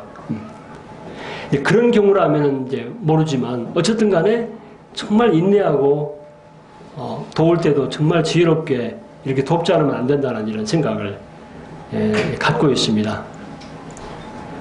안 되겠어요. 여기까지만 하고 제가 사진 보여드리면서 말씀드려야 될 것 같습니다. 어쨌든 우리에게도 믿음의 시련이 찾아올 수 있다는 분명한 사실입니다. 불현듯 찾아옵니다. 나에게는 그런 일이 없을 줄로 생각하지 마세요. 어떻게 믿는 크리스찬이 내가 주님을 이렇게 신실하게 섬겨오는데 왜 이런 문제를 만나야 됩니까?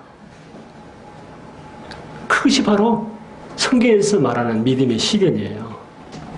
기쁘지 않으시겠지만 기쁘게 여기십시오. 뭔가 하나님의 뜻이 있을 거라는 것입니다.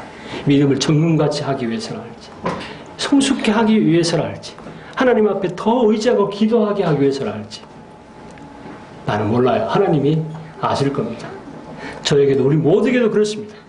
결코 하나님은 모든 것을 합력하여 선을 이루신 하나님이시기 때문에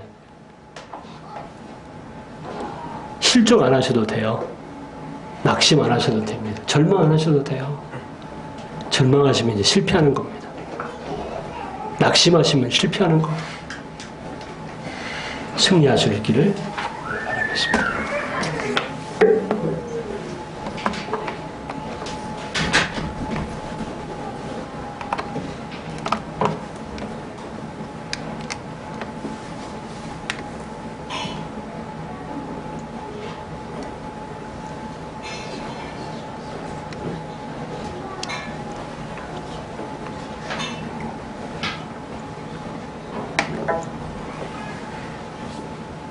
보입니까? 네.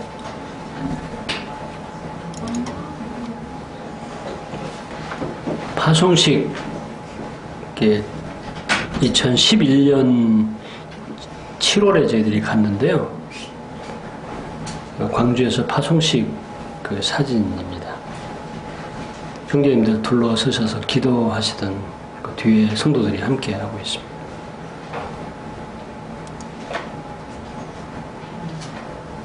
우리 사람이 예쁘게 한복을 입고 앉아있죠? 파송식 한다고 한복 입은 게 아니에요. 우리 여기 있는 딸 결혼식 날, 사이 결혼식 날, 결혼식 끝나자마자 바로 파송식 이어서 했거든요. 그래서 파송식에 저렇게 이쁘게 입고 왔나 그렇게 생각하실 것 같아서, 저희 이거 집사람이고 양호남 형제 같은 청년 형제입니다. 형제 장가 가야 되는데 원주민하고는 결혼 안 할 것 같아요. 한국 자매들이 필요한데. 김유달 형님은 이호준 형님은 잘 안 보이신 것 같아요. 모두 그때 안 계셨죠? 보고 간증하는 사진이고요. 이게 파라과이 지도입니다. 잘 보이는지 모르겠어요. 한국 지도하고 거꾸로 엎어놓은 것 같은, 한반도의 2배 정도 되거든요. 땅이요. 희미하지만 이게 빨갛게 점이 찍어지는 곳이 바로 인디오 부족마을 분포도입니다. 정부 통계로는 450개 정도, 인디오들 추산으로는 600개 정도의 부족들이 살고 있습니다. 주로 이 남부 지역에 사람들이 많이 살고요. 북부는 거의 밀림이고 사람들이 거주하지 않는 이런 지역입니다.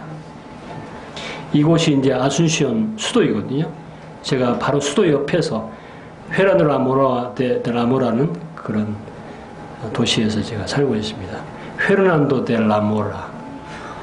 그거 외우느라고 한참 걸렸네요. 말이 혀가 안 돌아가가지고. 헤르난도 데 라모라. 좀 됩니까 말이? 나 몰라. 이쪽 끝에 한 형제가 살아요. 6시간 버스를 타고 가야 합니다. 시우다 델 레스테. 시우다시 시티이고요. 델 레스테가, 에스테가 이제 동쪽이라는 도시, 동쪽에 있는, 이쪽에 브라질이고 이쪽에 아르헨티나, 위에가 볼리비아입니다. 삼국이 중간에 끼어 있어요. 바다가 없는 나라입니다. 이곳에서도 엔카르나시온이라는 도시에 또 한 형제님이 살아요. 이쪽에 또 한 6시간, 빌라르라고 하는 또 서부 맨 끝터리에 또 한 자매님이 사십니다. 그러니까 이렇게 흩어져 살아요. 이렇게 순환을 해야 됩니다. 이렇게.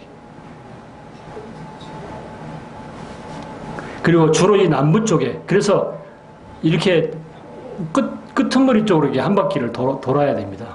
엄청 멀리 살아요.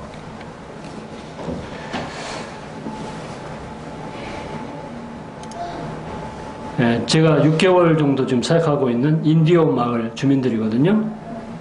사진 찍어줄 테니까 나오시오 그랬어요. 옷을 깨끗하게 차려입고 나왔더라고요. 200명 정도가 사는데요. 보통 참석하는 분들이 한 3, 40명, 애들이 한 7, 80명인데 파악이 안 돼요. 그래서 사진을 찍어줄 테니까 다 나오라 그랬어요. 가족이 어떻게 가족이 되고 누가 가장이고, 근데 일하고 나가는 사람들 왜 한 3분의 1이나 나왔을까요? 이렇게 다 사진이 찍어지지를 못해서 빼주지를 아직 못했습니다. 다음번에 기회가 될 때 가족들이 다 찍고 나서 사진을 이제 빼주겠다고 제가 약속을 해놨습니다. 저이고 여기 집사람이고, 이분이 이제 헬렉스라는 추장이에요. 그리고 이 부족들을 앞으로 이제 침례받고 구원받고 침례받은 사람들이 제가 목회할 수는 없으니까요. 이들을 잘 살필 수 있는 이런 일꾼들이 누군가를 살피고 있습니다. 이 부족들을 참 사랑하는 이 추장하고 리노라고 하는 이런 이 두 사람이 노트도 가지고 다니잖아요. 성경도 계속 써가지고 와요. 노트에다가. 이 두 사람이 앞으로 이 마을 주민들, 혹시 구원받은 교회까지도 감당할 수 있는 40대 후반이고, 여기 40대 초반에 마을 이름이 뭐예요? 네? 마을 이름. 얄예꼼입니다. 얄예꼼. 발음이 제대로 얄예꼼. 얄예꼼입니다. 이 뒤에가요, 판자로 만들어진 그 회관이에요. 회관인데 예배당으로 쓸 수 있는 장소이거든요. 아주 이것도 예비되어 있더라고요. 이것만 지으려고 해도 보통 일이 아니거든요. 지어져 있어요, 이 안에. 이야.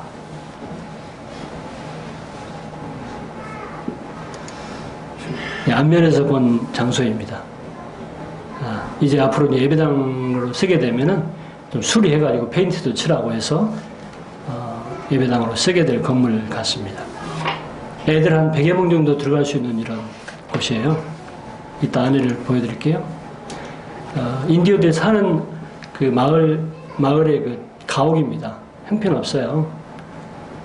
집안에서는 치마만 하나 두르고 살고요. 밖에 나오면 이제 이렇게 티셔츠라든가 이렇게 좀 외출복을 입고 나오는데, 안에서는 더우니까 치마 하나씩만 두르고 이제 산다고 보시면 될 거예요. 이렇게 빈 땅들이 많습니다. 예, 이 안에 아까 그 안에 장면인 거.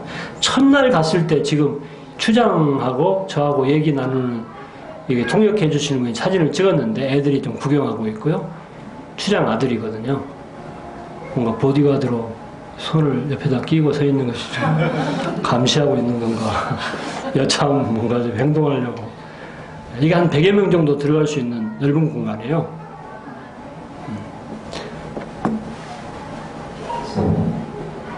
이 앞에를 좀 이렇게 프로젝트 쏠 수 있는 것도 이렇게 만들려고 하나하나 좀, 선풍기가 없어서 선풍기들을 3개를 달았어요. 너무 더워요. 또 대형 선풍기에다 달아가지고 벌레들이 많이 있으니까 집회 기간 동안에 벌레들도 몰아주고 이제 더위를 식히려고 대형 선풍기를 하나 사줬습니다. 이쪽에는 이제 그 앞에 있는 교실이에요. 교실 5칸을 정부에서 지어줬는데 이곳에서 성인들 집회를 하는 것입니다. 남자들이 한 15% 정도, 나머지 여자분들. 이 만디오카라고 들어보셨어요?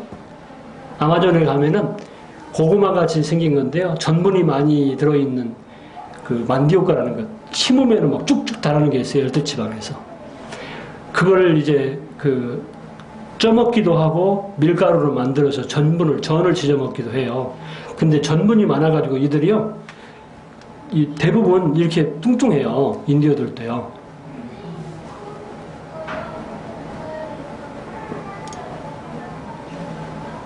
뭔가 되지도 않은 말로 프로젝트를 수하는 거 좀 몇 마디 하고 있습니다. 지금. 그래도 저를 쳐다보고 있는 것이 참 신기합니다. 신기한 것들이 한두가 아니에요. 알지도 못하는데 그렇게 한마디로 자기들 말로 이제 부정말로 한마디 하면 너무너무 또 좋아하고 우리도 똑같잖아요. 여기 이제 그곳에 액돌이라는 이 주일학교 담당해주는 제가 처음 가서 사귄 이 형제도 우연찮게 사귀게 됐어요. 그러니까 지금 결혼해가지고 두 부부가 이제 주일학교를 돕고 있습니다. 계속 못 가니까 이 사람들이 못 갈 때는 이제 어린이 만화영화만 틀어주고 우리는 성인 집회하고 나서 빵 나눌 때만 가요. 안 그러면 이제 성인들 집회까지 막 끼어들어가지고 난리를 치니까 못 들어게 해도 막 비집고 들어가지고 알아지도 못한 그 틈바구니 속에도 애들도 박작박작해요. 너무 방해되니까 이쪽에다가 이제 주일학교를 따로 하고 있습니다. 집회 끝나면은 소위 애찬 시간이라 해가지고요. 빵을 준비해가지고 갑니다. 이 빵에다가 소세지 하나 끼우고 마요네즈를 발라가지고 이제 우리 사람이 이제 늘 준비해가지고 갑니다. 우리 사람이 갈 때 취사병으로 갔거든요. 제가 부인이잖아요. 취사병으로 같이 갔는데 진짜 취사병이가 내가 가지고 농담 비슷하게 했는데 한국인들에게는 거기가 다른 데에게는 김치를 한 2주에 한 번씩은 2박스씩 담아야 돼요. 김치 먹으러 거기가 다른 데로 오거든요. 한국 음식이 그리우니까 우리 뭐 하면 밥 먹으러 와요. 그래가지고 먹이를 시작해서 성경 공부가 시작이 된 것이거든요. 이 사람들은 또 이 빤초라고 하는 빵인데요. 고급 빵이에요. 소세지가 들어가기요. 얼마나 고급 빵입니까, 이 사람들한테는. 그냥 전 부쳐 먹고 하는데 그냥 식사용으로 하는 빵은요. 아무 맛도 없어요. 그런 거 먹다가 이제 일주일에 한 번씩 고급 빵을 준비해가지고 주스 같은 거 준비하니까 좋아하죠. 애들도 이제 한 7, 80명이 줄지어서 이제 빵을 이렇게 타 먹는데 한 번은 밖에서 막 통곡 소리가 나는 거예요. 어떤 애가 계속 울어요. 그래서 왜 그러는가 나중에 물어봤더니 빵을 주는데 자기를 빼먹었다는 거예요. 자기 아버지한테 막 떼를 쓰고 막 아버지가 나가버린 거예요. 뭐 때문에 그러냐. 아니 자기 빵을 빼먹었다는 거예요. 아이고 그런 얘기 들으니까 또 얼마나 마음이 아픈지. 일부러 빼먹은 건 아닌데 주다 보면 자기는 못 줄 수도 있잖아요. 복잡거리니까. 반초빵 먹는 것이 일주일에 기쁨인데 반초를 빼먹었으니 얼마나 서러웠는지. 반초 갖고 하면 냄새가 고소해가지고 정말 소세지가 껴있는 빵이라서요. 영양가도 있고 좋아합니다. 한 130개 정도 이렇게 인디어 이 가족사진 찍어준다고 제가 뒤에다 하얗게 포장을 쳐가지고 지금 이제 소위 사진관전 제가 가족사진을 찍어준 거예요. 근데 다 못 찍었어요. 좀 재밌는 사진이라. 이게 추장 딸이고요. 예, 추장이 이게 손자예요. 나만 보면 울거든요. 사진 찍으니까 막 우는 거예요. 지금 많이 사귀어가지고 사탕 가지고 사귀었는데 남편이고. 이게 이제 놀고 있는 땅인데 축구장 놀고 축구장입니다. 애들이. 집회 끝나고 이제 애들 데리고 와서 축구하려고 하는 장면인데요. 이쪽 옆에다가 농장 1헥타르를 조성을 하고 있어요.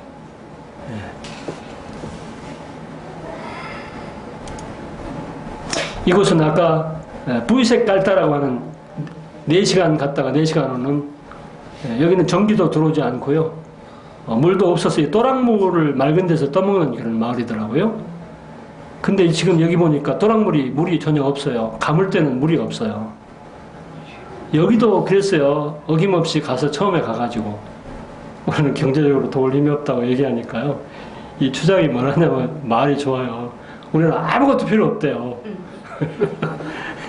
그러면서도 이제 가보면 필요한 거 되게 많은데 이것 주기를 바라고 저것 주기를 바라는데 말은 좋아요. 자존심을 세가지고 아무것도 필요 없다는 거예요. 여기 이제 한국 라면이거든요. 라면 끓여주는 것을 가르쳐주고 라면 이제 끓여 먹으라고 한 박스 이제 주고 온 겁니다. 집회 끝나고. 이날 나오다가 이제 빈을 만난 거예요. 얼마나. 집에 오니까 몰랐는데 우리 사람이 막 온 몸에 이 몸이 볼록 그냥 뒤덮여 있어가지고 웬일이냐고 놀래가지고. 여기는 한 60명 정도 마을에 살아요. 집회는 한 30명 정도 참석을 합니다. 애들이 한 대여섯 명 되고요. 우리 집 2층에 있는 한인들 모이는 예배실입니다. 이게. 예. 이 건물이요, 정말 주님 은혜로 이렇게 새들어 사는 건데, 한국인이 지은 집이에요. 한국인이 지은 집이고, 캐토릭 신자인데, 자기 집에다 이렇게 십자가를 붙여놓은 집이거든요. 우리가 예배실로 한 칸을 쓰고 있는데, 안전하고, 우리가 생활하는데, 그리고 며칠 집을 비워도요, 거기는 이 좀도둑들이 많아서 좀 어려운데, 그런 일들이 아직까지도 한 번도 없었습니다. 예. 이분이 지금 통역해주는 분이고, 이분이 지금 현재 한인교회에서 영적으로 갈등이 있어서 못하죠. 교회생활 두 분 다 못하는데 저하고 한 명으로 통역을 하고 있고요. 이분은 그냥 우리 가운데서 집사처럼 늘 그 허드렛 일들을 운전도 해주고 있고 그런 일들을 하고 있습니다. 얼마나 신실한지. 그리고 아실 만한 분들이 있죠. 여기 할아버지고요. 김영남 할아버지, 이도희 할머니, 김금윤 자매님, 여기서 간 양원함 형제, 천은숙 자매, 저 우리 사람 이렇게 지금 까꾸페라는 그 도시에서 1시간 반 정도 떨어져 있는 그 도시에서 예배 드리고 이 빵입니까요? 아, 빵 포도주군요. 예배 전에 아마 잠깐 찍은 사진인 것 같습니다. 식탁에서요. 이 두 노인들이 움직일 수 없으니까 이제 주일날 오전에 가서요.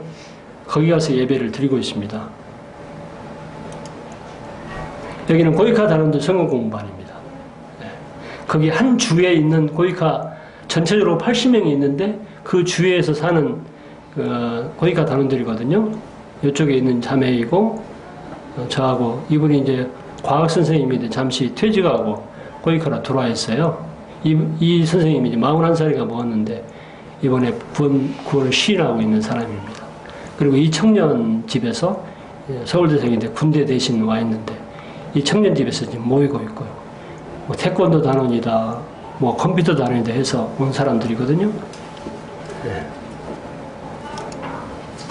그리고 서부 쪽에 사는 이 성도들의 성경 공부입니다. 제가 고이카 단원들 집회 끝나면 호텔에서 자고 그 다음날 호텔 이 식당에서 한국인들 모임을 갖고 있습니다. 이 두 분이 이번에 침례받은 분들이에요.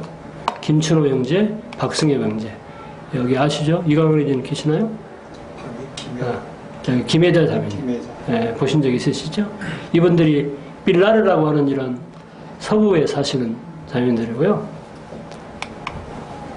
이 자매님들만 웃고 있고 형제님들은 뭐가 좀 심각한 얼굴을 하고 있는 것이 자매님들에게 뭐 위로가 되는 이런 메시지를 전해주고 있는가 모르겠어요. 네, 여름 수양회입니다. 한국인들 여름 수양회 호텔 로비에서 하고 있어요. 여기도 고이카 단원들과 여름 수양회 그 성도님들하고 같이 하고 있습니다. 네, 호텔에 이 풀장을 빌려가지고 침례식을 했어요. 이 두 분. 제가 같이 간 양호남 형제.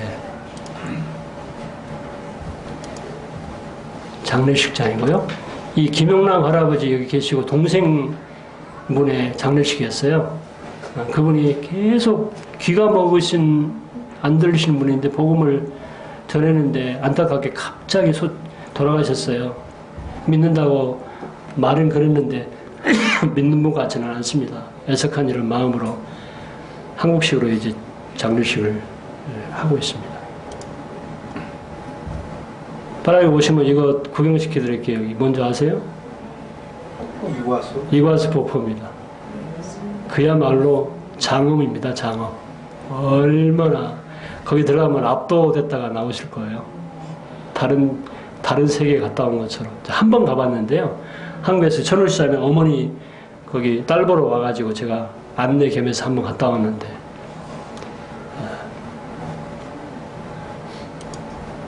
맛만 보여드릴게요. 한 번 더 보여드릴게요. 예. 9시가 좀 넘었네요. 이상으로 시간을 줄이도록 하겠습니다. 초청해 주시고 격려해 주신 거 고맙습니다. 또 기도해 주신 것도 감사하고요. 아무튼 우리가 함께 하는 일이라고 생각합니다. 예. 그리고 선교라고 제가 선교하다가 왔다고 말씀 드릴 수가 없어요. 왜냐하면 지금 훈련받고 있거든요. 그렇잖아요. 어느 훈련하고 지금 훈련받고 있다가 조금 나타난 일, 현상들을 좀 말씀해 주고 있는데 갑자기 지난주에 가보니까 뭐 여수 쪽에서 뭐 선교 보고대회라고 그래가 너무 민망해가지고 이제 뭐 1년 8개월 돼가지고 무슨 선교를 했겠어요? 그동안에 주님이 이제 훈련시키면서 현장에서 훈련받는 이란 거라고 이제 잠시 이렇게 이해하시면 좋을 것 같습니다. 고맙습니다. 감사합니다.